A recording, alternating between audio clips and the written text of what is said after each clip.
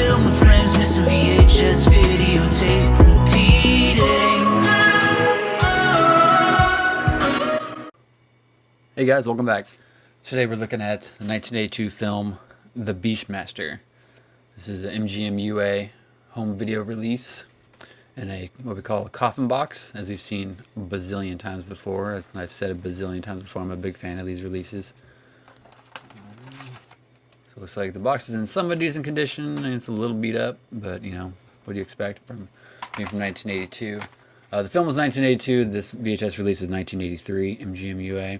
Looks like this was previously used. Property of it looks like it says Stevenson's, but I presume it was Stevenson's Big Star Video, 3942 Macon, and 4744 Spotswood. So I wonder if those were, is that Georgia, Macon, Georgia? So I wonder if it's a video store or what the deal is going on there. Really interesting movie. I'm not the biggest fan of like sword and sandal, kind of like sci-fi, dragons and swords and kind of stuff, but there's obviously a huge resurgence of that back in the early 80s with Conan the Barbarian and Krull and Dragon Slayer and all those kind of things. But the stars Mark Singer, Tanya Roberts, Rip Torn, and John Amos. John Amos is one of my favorite actors. I think that dude's awesome. Anything he pops up in, I'm just really pleased. It is color. It is 1 hour and 19 minutes long. I said the tape seems to be in decent condition. Obviously that sticker is covering up the beautiful silver sticker we got going on there. The one funny story I have about Beastmaster is when I was a film projectionist, we used to do, at one of the theaters I worked for, every Saturday night, we still ran 35mm features.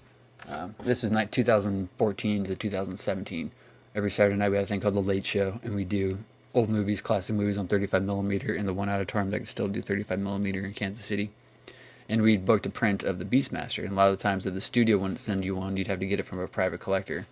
So we had booked the Beastmaster, but it wasn't until like a day or two before we were supposed to show it that somebody realized that the print we booked was 16mm and not 35mm.